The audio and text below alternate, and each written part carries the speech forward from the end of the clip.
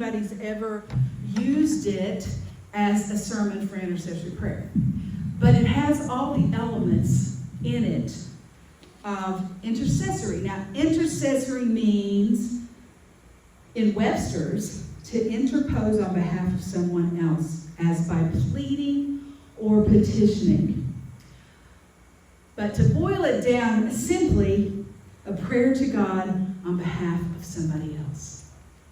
A prayer to God on behalf of somebody else. Now, Scripture tells us what? That Jesus is interceding on our behalf to the Father. And he's saying, they're covered in my blood. And with words and groanings that we can't even comprehend. So God, likewise, can use us as intercessors. Maybe you never thought of yourself as somebody that could intercede. But this is a task that we are all given on behalf of our neighbors, our church, our community, our country. And I hear you interceding when you're lifting up prayer concerns. We're going to go a little bit deeper and specific today about that.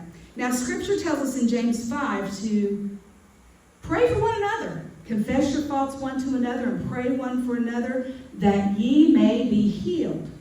The effectual, fervent prayer of a righteous person availeth much.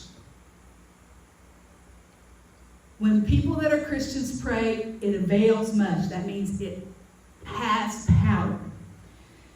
And then in Galatians 6:2, we say, bear ye one another's burdens, and so fulfill the law of Christ. Now, Jesus is back again in Cana. Who can tell me what the first miracle in Cana was? Yes, Ernie. Turn the water into wine. And what was he at? What was the event, Peggy?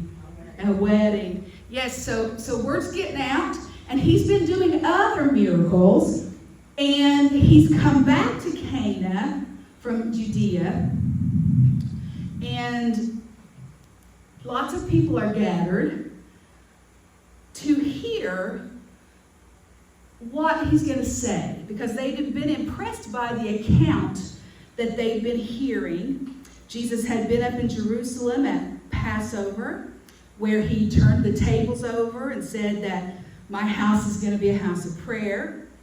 And so they wanted to see what this Jesus was about. Now, they weren't there necessarily to pray. They were there to see the fireworks, or to see whatever was going to happen with this Jesus, this itinerant teacher who was different and who turned the tables over of the money changers in the temple. Not because they were selling things in the temple, but because they were charging exorbitant prices and taking advantage of the people who could not pay much. That's a whole other sermon. So he comes back to Cana. And there are a lot of people that are affected by this miracle. When you look at this miracle, you first of all see that the anxious father is affected. Of course, the dying son is affected. The bystanders are affected. And the people in the anxious father's household, or he was a nobleman, are affected. Now, first of all, this anxious father was a nobleman. He served under King Herod. But when we meet him, we see an important man. But I'm telling you, that importance and that status means nothing at this point, because he is desperate.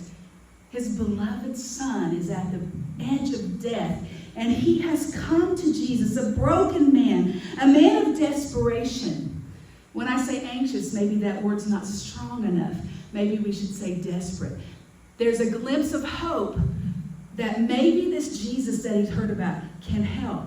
Why would he otherwise leave the deathbed of his son, risking that he would die while he was gone?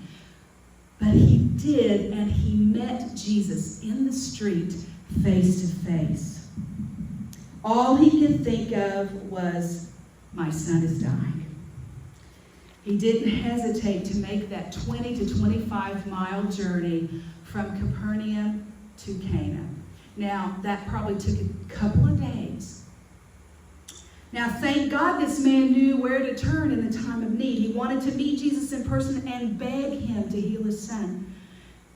He knew something had to be done, and he couldn't just sit back and watch his beloved son die. And he did what he could. Maybe there are people in your life and you feel helpless. There's nothing you can do. There is something you can do. You can go to Jesus and plead on their behalf. Now,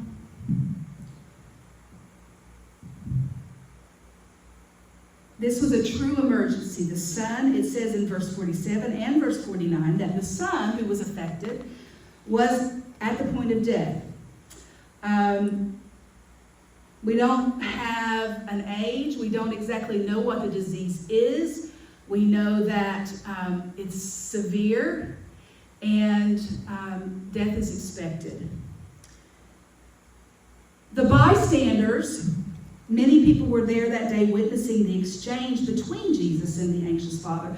They were kind of on stage in front of everybody. And they see this nobleman. I'm sure he was dressed as a nobleman. His clothes were finer. And he comes to this Jesus and lays it all on the line in front of them. And I would imagine that they wait with bated breath to see what Jesus is going to do. What's he going to do? This is a tough one. Is he going to make that trip, that 20-mile trip to Capernaum? Now, I don't believe that they were there because necessarily that they wanted to worship him as Messiah.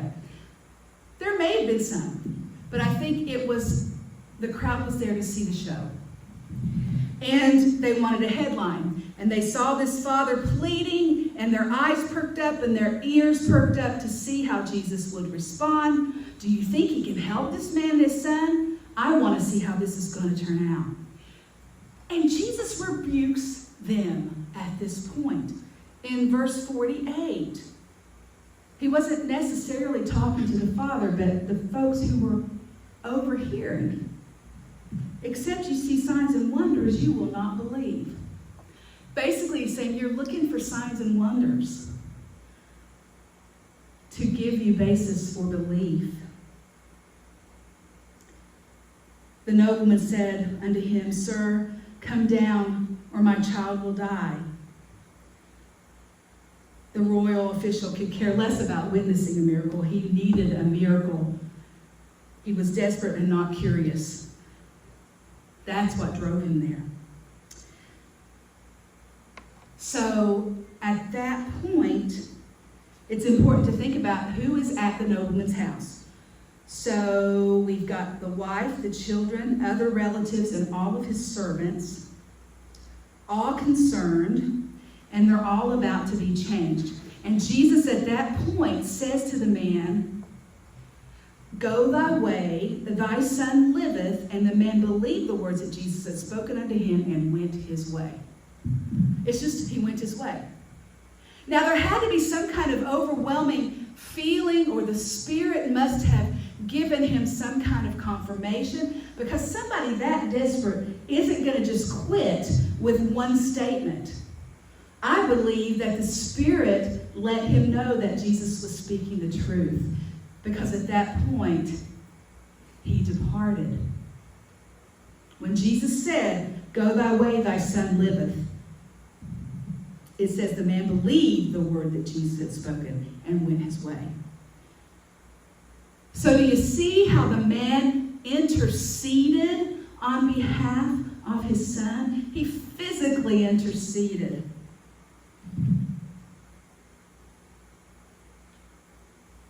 Jesus responded to the Father's faith. The next day, when the father was on his way home, his servants ran out to meet him. 20 miles. They met him with the joyful news and they said, he's better. He's better. And the man says, when did he get better? The 7th hour yesterday. By this, the father knew it was the exact time that Jesus had spoken. He knew what was going to happen when Jesus spoke it. So an even greater miracle happened at that time, because Scripture tells us that the nobleman, his household, and his servants became believers. They made a decision to make Jesus Christ their Lord. That father stood in the gap for his son. And he learned that God was not limited by space or place or even time.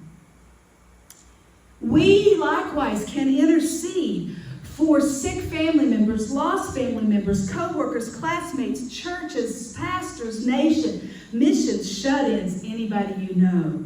There's power in prayer. And once again, the effectual fervent prayer of a righteous person availeth much. So we are going to go on a journey of intercessory prayer together. This idea comes from Peggy. And what I want you to do, and I'll do this next week for the folks that aren't here, you should have received an index card. And I want you to take a minute. Anybody need an index card?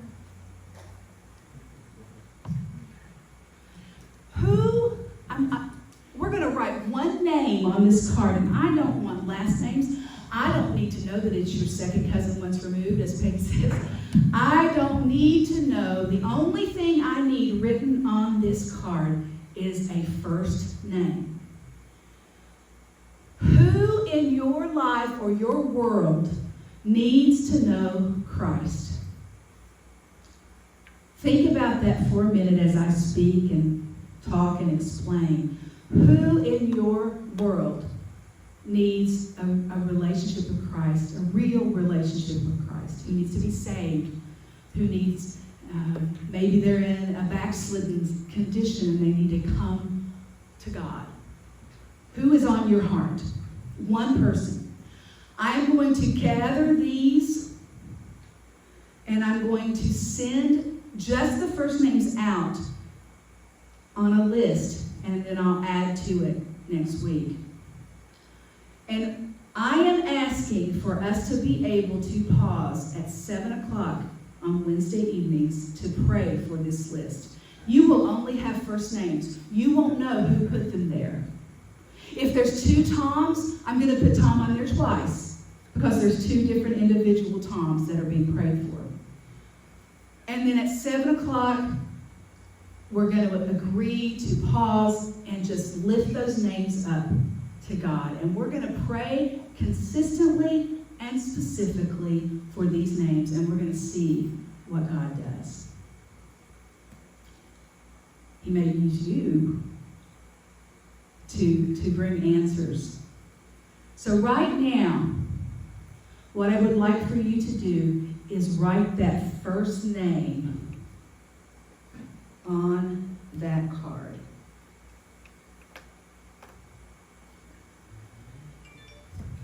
Yes, Peggy. Remember, it's like Ernie and his wife can each write a name. They don't have to share a name. Right. Each one individual, one name, right? Yeah. And you can be different. I'm going to ask, while we sing this last song, that you bring them up, put them on the altar, so that as a symbol of intercession, or that you're taking them to the Lord, I will gather those and I will collect them into a list. And if you can't walk up to the altar, it's okay. Just wave your hand and Tom or somebody will get it from you. And then after that, we'll pray.